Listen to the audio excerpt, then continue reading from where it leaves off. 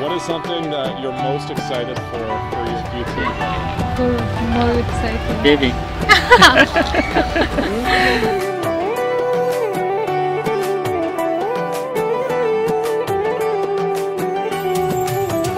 Today we are here to celebrate their wedding. It's amazing, yeah. چشماتم جاذبه داره فکر کردی تازه رسیدم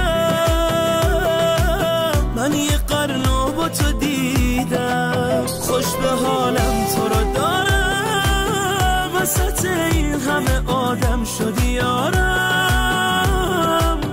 I have advice they have to enjoy their life and be friendly closely with each other and I wish they have a good, happy life.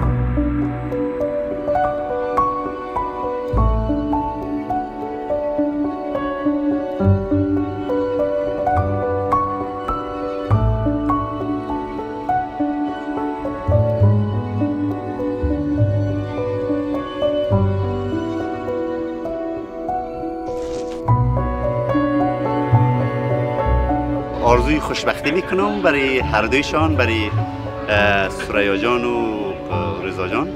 امروز روز عروسیشان است، روزی است که اینا پیوند زندگی مشترک خود به نام میگذارن. آرزو میکنم که خوشبخت باشن، خوشحال باشن، زندگی مملو از صفا و صمیمیت و عشق و محبت داشته باشن، یک کپل یا جوری باشن که تا آخر زندگی خود با هم یکدیگر خود در کنار یکدیگر خود باشن.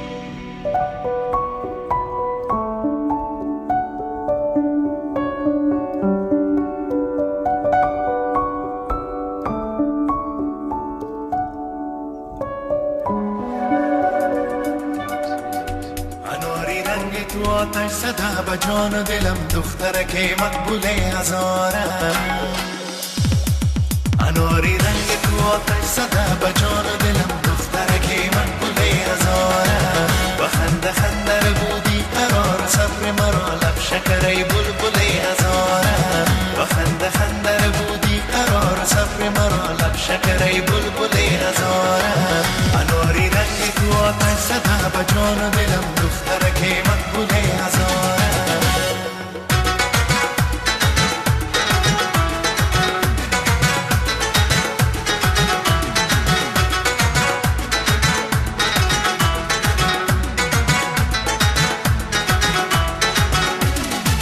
مقام جلوت ویرانه دل قدم انداز نازت خانه دل نموده تو نظر بر شمع رویت شده خورشید و ما پروانه دل